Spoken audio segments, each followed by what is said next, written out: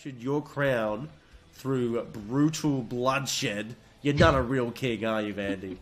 No, I mean, I can't contest with that. And Infernal Shrines was, if Team Baxter were watching, Infernal Shrines was where we saw a big tug of war with Pesky Appreciation Fan Club and the boys happening. So maybe they feel confident that instead of a tug of war, it'll be more of a one-sided fight. And like you said, lots of blood is going to be shed, because this is the final match of King of the Hill series, week 3. We're here already. Where did the time go? Yeah, 100%. It's just the series going by so fast. Guys, the drafting's going on. We're seeing ETC banned, Felstead banned, Kerrigan picks look like they're incoming. Get out there, let people know on the Twitterverse, let them know on Facebook, in-game, let them know everywhere that they're missing out on the final action of the King of the Hill series. If they're not here, where are they, is what you should be saying. Exactly. Stop pestering them. 2016, Get them watching this. 2016, 9 p.m., 18 minutes past. Were you watching the King of the Hill series? Don't sit there and tell your children the story of the time you missed out on the greatest series ever for Heroes of the Storm. Well, we're safe, aren't we, Disco? So we're seeing Zul get picked up by Team Baxter. And as you said, Kerrigan, 3 for 3 tonight. She's just too strong, I think, to either bench. And people just don't warrant a ban because she can be played around. That's the important thing to point out about Kerrigan. If she misses a combo, like we saw last game, she can get quite punished for it. Hiccup missed a combo, got half his health taken off by Zagara. You're in a sticky situation there. So she can be played around, which is, I think, why we haven't seen bans. And like you said, there's bigger fish to fry with the bans. And now Li Ming, selected by Team Baxter.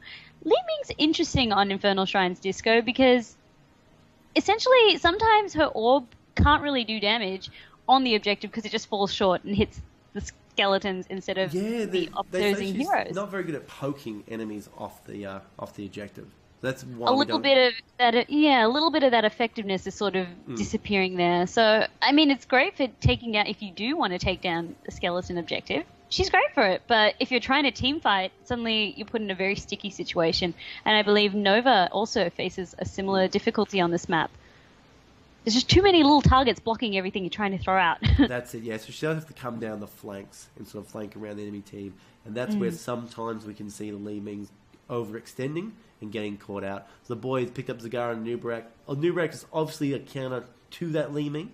If she does get into a situation where she has had to flank around, overextend, a Nubarak can borrow to a location and get the stun off, get the knock up, and then the spike stun. That's the danger here that Li Ming has to really watch out for, is that a Nubarak play.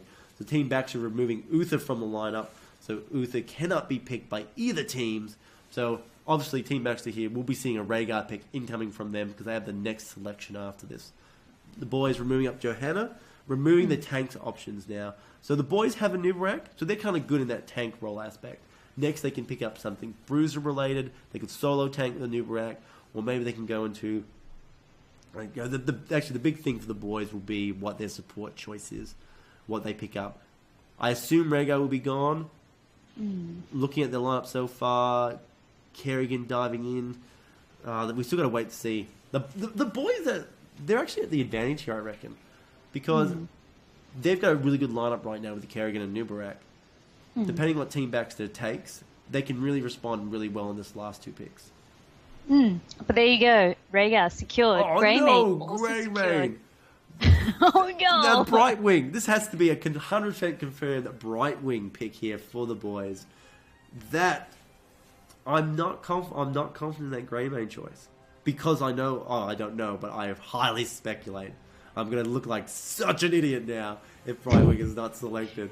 But I see what you're saying. We saw her last game. We saw how effective she was. I think it would be the answer to a Li Ming or Greymane in your face. More so Greymane, but, I mean, what else would they replace her with? I mean, we have Tyrande, we have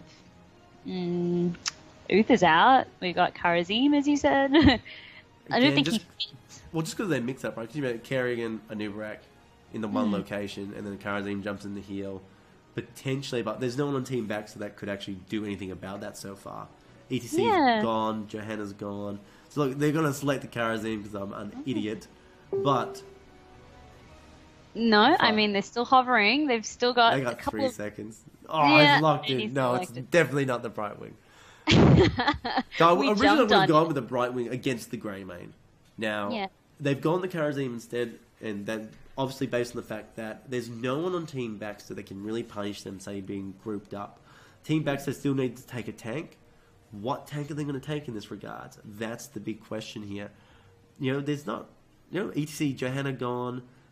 Murden's still on the board. He's quite a solid tank. And obviously, there we go. And there you go. You didn't get the Brightwing call, but you got the Muradin call. I was thinking perhaps maybe a Diablo again, but he didn't seem like he filled the roster. I think Muradin's a solid choice.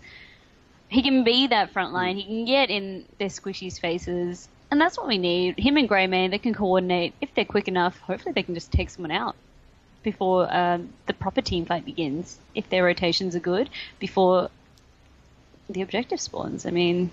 We're going to see. It's going to be tough, especially with the Karazim and Nubarak watching their backs. But we can wait and see how this all plays out. And you said you had your reservations about the Greymane pick, Disco. And why was that? Well, originally I was looking at that Karazim, that Brightwing could be picked up and polymorphed in that regards. But also what they've sort of failed to capture is they've got no really good group control or group, say, crowd control of any form. And that's why that's another thing, a reason why the pickup I feel was a bit bad. Greymane can dive in; he's a really good diving character. Can punish. You've got the KT picked up. Maybe he'd do really well against that. However, outside of that, what other target is Greymane really going to dive onto that is going to get him good value? Yeah, sure, there's Zagara as well, but again, because of the Karazim, pick up Brightwing or Karazim. The support's going to be strong enough either way. The healing coming out from Karazim is enough to prevent Greymane from getting any really big kills. And then you also have... Yeah, it's. I don't feel he's right at the moment. They've lost... They need a harder CC on the team, I feel. Okay. No, that makes sense to me as well. I mean, as you said, with just the team comps, Nubarak, Kerrigan being such a threat, maybe, as you said, it's not the best choice. Because it really... It's going to be between getting Zagara and Kael'thas, and with that front line, can he even get to them? That's going to be the question that we see in the game. Can he get to them? Can he finish them off? Yeah. Yeah, that's... So I believe... Is everybody in this lobby? Just making sure that, no one's being left behind with some of the technical difficulties we've had tonight, which have been smoothed out amazingly by yourself, Disconco. I'd like to give you a thank you for keeping the stream running smoothly and on track tonight. It's a little bit late. I am a veteran of mid-stream problem solving. To this You've seen it all. I actually have contingency plans in place so we can keep everything running smoothly. That's what you need. You need to be well prepared, and teams could learn a thing for you. Get those contingency plans happening, guys. If one plan fails, what's the contingency? What do we do here? What is the follow-up? So, getting everyone into the lobby, confirming. Just one other thing is just being checked. It's just a little bit slow to check. It's all good. This is the final game. Don't hurry it up too much. This is it. After that, let's do. We can do this now. This is the final game. There's no problem with being biased at the moment. Out of these two, who are you hoping for? Who would you like to see as tonight's king? We'll throw it out there. The big questions. All right, the big questions. I think I'd like to see the Boy Kings, just because it sounds hilarious. Yeah. But apart from that, I think they've really earned it. They played so well as a team. We've seen some amazing things come out of them. They're respectful towards the teams that they're versing as well, and that's what we want to see. We want competitive teams that are respectful, and they don't take the teams for granted. But then again, we don't see the comeback, so it's a bit of hit and miss here, but... Yeah, I think that's who I'd like to see take the crown because they've earned it. But as I said, I'm not going to take favorites, even though I'm saying this at the moment. I'm more than happy for Team Baxter to take the crown, and I will be cheering if they do, because it'll be a hell of a game. They throw down that gauntlet. Yep. Well, I'm always a great supporter of our let's call them, they're not an underdog team, but I'm going to call them the underdogs just because they haven't taken a game yet in this series. So I will be supporting Team Baxter. Now, not that it will make my shoutcasting biased in any way, but I always like the underdog story. And you know what? I think a last-minute dethroning would be pretty exciting. So, That'd be pretty funny. That's it. So close but so far. That's what we'll write for the boys. I mean, as you said, we can have some fun with the last one, but in no way will this bias the shoutcasting at all. We will remain true to the spirit of the game, which is having some pre-game chat fun, essentially. Well, let's make it a good one, everyone. Like I said, guys, if you haven't already, please do a quick tweet, do a quick Facebook message. I know, do an Instagram if you want. Get the notes out there, get the message out there. The last game is in the moment of starting, and that's it. After that, there is no more King of the Hill for this time frame. Anyway, no more scheduled King of the Hill. So sad, so sad. But this is what makes this event so fun. The fact that the end is in sight. The fact that we've got this final game, the teams are going to give it their all. And, I mean, with the way the games have been going, let's hope for a longer than 10-minute game against the boys.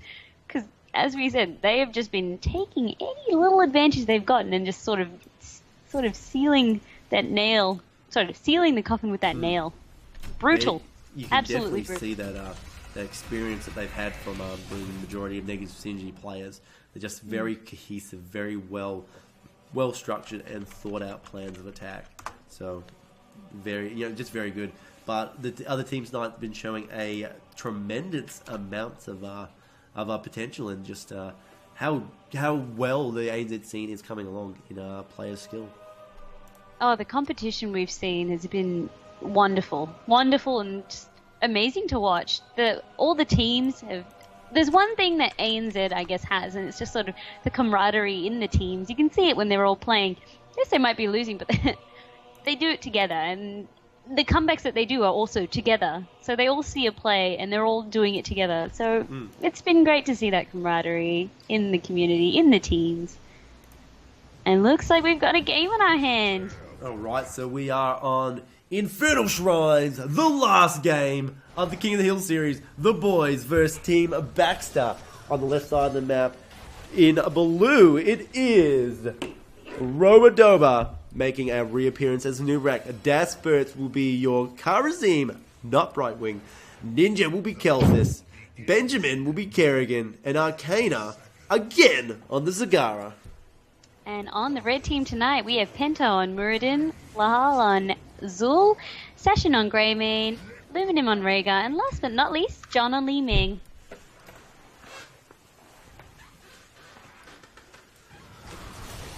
And once again, we've seen both the teams head-on collision, but nothing was lost. They're just getting some intel on each other, getting the brawl, getting that anger out before they sort of settle into their lanes.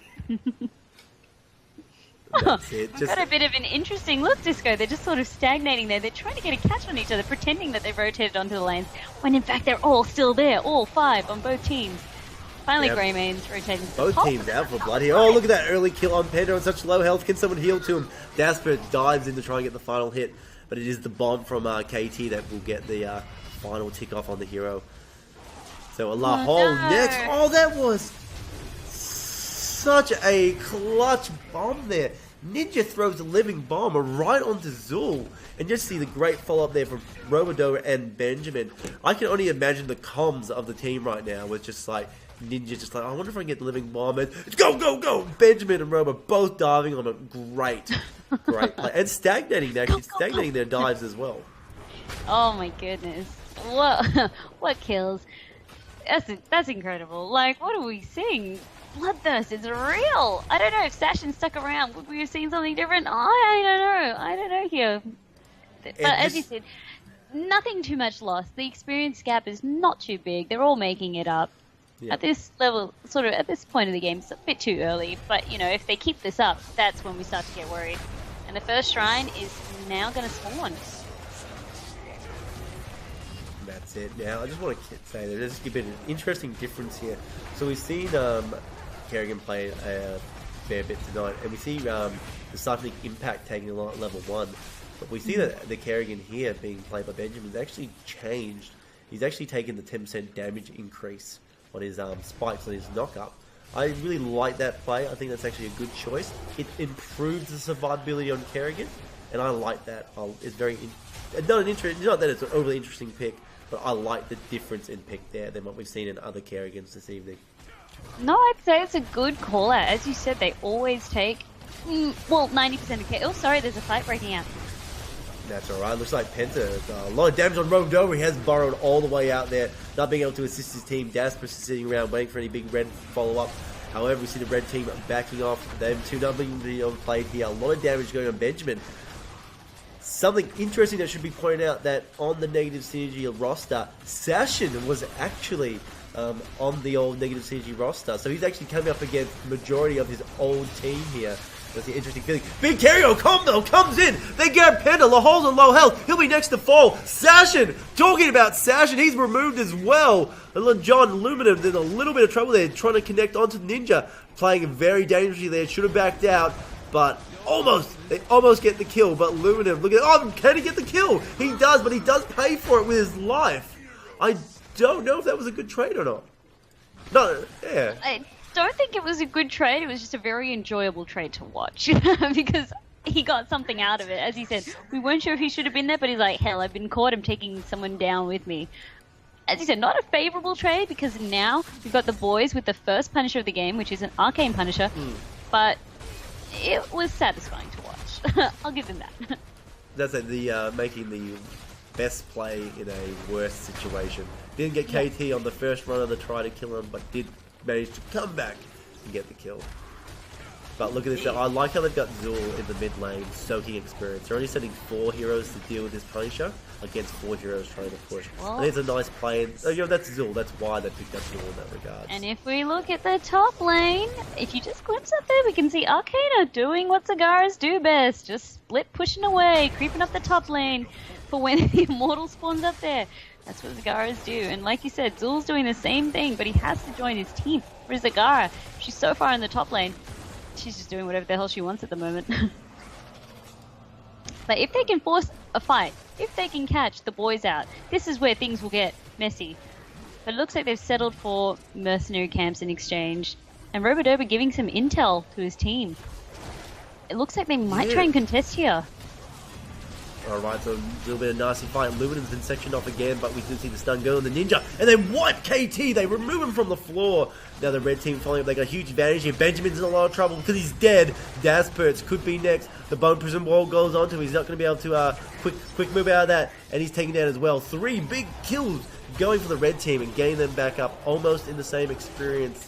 Positioning just a little bit behind, but they've got so much they can soak here. Li Ming rapidly rotating up to the top lane to push Zagara out. I mean, they're right back into it, aren't they? Once again, that tug-of-war that we spoke about. It was very smart of Team Baxter to sort of pull up that mercenary camp and deal with the boys sort of coming in there. And I think the boys just bit off more than they could chew. Yes, they had the intel, but I don't think they had the jump on them because, as we could see, Team Baxter anticipated them to contest it, and that's why we saw Lahal sort of rotate down on Zul and be there for his team once the fight broke out. Well, the red team was in a better position to fight. The blue team was split, so they could never get to a position where everyone could support each other. That's some of the biggest power plays you can play in Heroes of the Storm, is just to segregate off your team from each other, so none of their effects synergize well. And both sides, they've taken the mercenary camp. They want to have that sort of added pressure on the lanes going. Both teams are very wary of it and playing quite well to secure these mercenary camps on time before they actually even get to the shrine. Oh, look at this. They're going for the kill on Ninja. They've got the Bone Prison up. The stun came out earlier on. Ninja's taken out. Obviously, it's bad now going to the shrine because it will be a 4v5 in the favor of the Team Baxter. Robodoba's getting punished a little bit. I think he should be safe. However, Daspert's is sitting there. He has talent at level 4 for the shield, so he can throw up a little bit of a nice mini bubble on someone if the pressure gets a bit too much. I mean, Robodoba had to pop that Locust Swarm to stay alive, but that was massive, just deleting poor Ninja and Kael'thas there. They knew that they could sort of win that fight and put it in their favor, so now they're dealing with that top camp because they pushed out enough and they know that Ninja's going to be back. I don't know, though, when they come back to the shrine, what's going to be the story. Like, we do have Robodoba's Locust Swarm heroic on cooldown, but as for the rest, I mean... Penta's got a lot of trouble. He's had to pop his Avatar there. The Ancestral Heal comes up. They're still actually trying to punish Luminum. They might be able to. Can Robodoba fall up and get the final kill? No. They'll actually get the kill on Robodoba. Instead, the Mole comes out, picking off one player from Red Station, but it doesn't matter. Luminum rotates back in. We see Lahol and low. We see everyone on the red team is just on low health right now. They really have to back out. Be happy with that pick. But Ninja, Benjamin, they all follow up, all trying to get a kill on someone. Unfortunately, it looks like it is Sashin that has suffered the wrath of the boys. And that was at the claws of Kerrigan. I mean, Rhaegar, Aluminum getting away on such low health and coming back in. It took... Oh my goodness. We saw the palm going out on Ninja, but he's focusing on John. Is John going to fall? John has fallen. Oh my goodness. And it looks like Aluminum might fall here too, to Robodoba and Arcana. Alright, big plays here from the boys coming back into it, getting the kills they so desperately thought after before, and they just didn't back out and stay out. So what do you think sort of happened there? Like, how did it go so wrong for Team Baxter? It's going back in. That's what happened. They should have backed away. Yeah, should have let them have it. So here's the picture. Had they stayed out, we would have seen the boys get a Punisher and 5 heroes, and better positioning would have been available for our Team Baxter. They went in, and you saw what happened. A bunch of them died, and the boys still got the Punisher. So they really just needed to literally give it up. You cut their losses and go, all right, we'll come back, or we'll go soak some lanes, or we'll counter play from here. We won't try and force the play. I think they just tried to force it too much, and that's what sort of failed for them. It's a hard thing for teams to call, I guess. Sometimes you just need to, as you said, cut your losses. It's not so bad to lose the objective. And just, if you can focus and take it down real quick, it's almost as though, it's better instead of everyone dying. If you can just take down the objective, yes, you lose a little bit of experience and time. But I guess they didn't want to do that because they've seen how the boys can sort of take that one little victory and let it snowball from there. So they didn't want to give it up. But I think, as you said, in that call, if they just stayed out, we would have seen a totally different outcome. They just would have been a better position just to respond. Yeah, the experience of the boys wouldn't be so big. Such a lead. Yeah. So once again, because they took down that middle fort, the experience lead is gaining now. Now it's 2 levels above. I don't know if it would be wise for Team Baxter to fight now as they're talent down. I mean, they're just going to try and soak and stall out the game. I think that's the smartest thing to do at this point. If they play well, they might be able to sort of get a pick on one of the enemy heroes. Like looking at sort of something like Kerrigan in that regard, but she's got such good visioning on the map that they can't really rotate up to her to sort of get that pick. So yeah, the best they can really do is just stay in the lane and try and eat some experience. Even with the Shrine coming up, rotating down to it, their talent level deficit has gone. They can still fight from here. They're only 1 level down. It's nothing tragic just now because they did get that level 13 just before. And they also got the top camp, which is pushing away for them. But to answer, we've got the boys also taking their mercenary camp. And now I think this sort of, whoever secures this shrine is going to get a massive advantage. Lahol down the bottom. Benjamin goes in, doesn't quite get the combo off. A lot of damage going out, however. Lahol's still in the mix here. You see Greymane dive in. Lahol will die. Next of all, Maul comes out, capturing one of the enemy heroes in the red team. Penta's on low health. Ancestral Heal comes off, keeping him alive. Aluminum, John, Penta trying to back out. Greymane is still alive in the mix, running away in mid lane right now, and just trying to get soaked while they wait to sort of regroup. They've got to regroup right now. This is going to be a tough one for him maybe to get back into. Now this is about a 11-minute mark Punisher here, so it's actually quite substantial. They have to give it up. They cannot choose to defend against it, or choose to, go in for it. Contest the shrine. Let it go. Kill the Punisher that comes out as quickly and efficiently as possible, but don't get caught out, which is what Robodobo, I think, is trying to lay down on him. But he's segmented from the rest of his team as well. He had to burrow out. Oh, that's nice follow-up stun there. Pick up a kill here, I don't know. No, they're not going to be able to. I mean, Nubrak is just... They didn't quite connect from and block him away. Benjamin, however, could be in a lot of trouble. He actually is in a lot of trouble, taken out here. Penn is sort of sectioning off so no one can sort of flank, come around. And we can see it. Now they have to back out from here. They're playing very risky. The boys know it, and look how hard they're going in. But that could be detrimental for them if they don't turn around properly. Look at Robodo overstepped his mark, but it's still coming out for him. Actually, Sashin going deep on the Ninja. Ninja does have to try and throw it back out. We do see Penna fall in that exchange. They have to keep going, Team Baxter. They can't turn on this. They have to run away. Just see how much extra damage all of the little minions Zagara adds to the board is doing. Like, look at why Team Baxter look at that so nice low. turn. They actually do get the kill on Zagara. Sashin gets the full ancestral heal. This could be a big game changer here. Luminum's done a lot of damage, but he will be able to back out Lahol.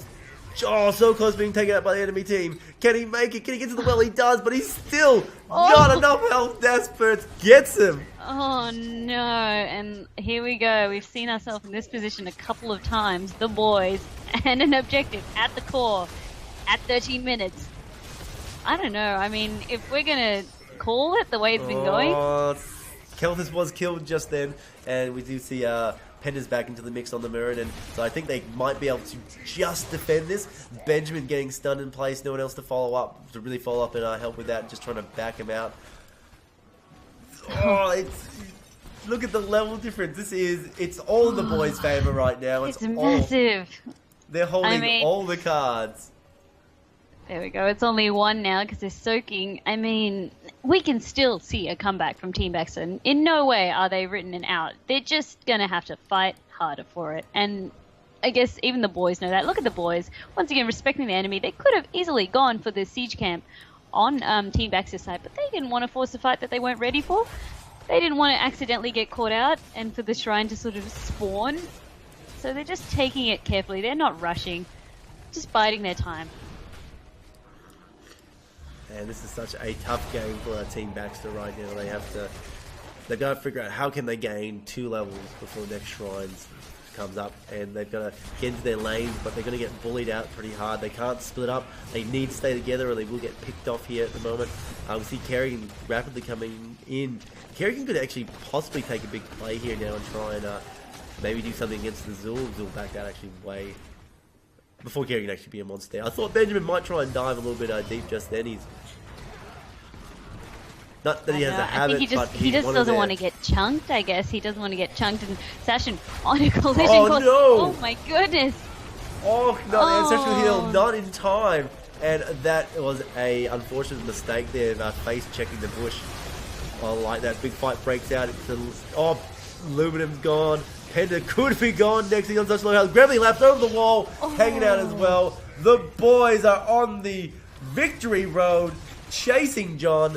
Doesn't matter if they get him or not right now. Got the living bomb on him. Will it be enough to take him out? Daspert says, you know what? If the bomb's not enough, I will be enough. And that's it. 4 members down for Team Baxter. Just that catch out on Sashin. Ouch! And we see the boys rotate onto the core, rotate into the core, whatever you want to call it. There is nothing Lahol can do. Sashin respawns. The core's at 40%. I think the final game is going to the boys. It is 100% GG. Your King of the Hill series will end with the boys continuing to wear their crown. I have to do a round of applause. That was so well fought by all the teams tonight. And the boys wound up 3 for 3 tonight. They were on a rampage. Oh my goodness. Not their best time though, I can say. So Team Baxter making them work for this video.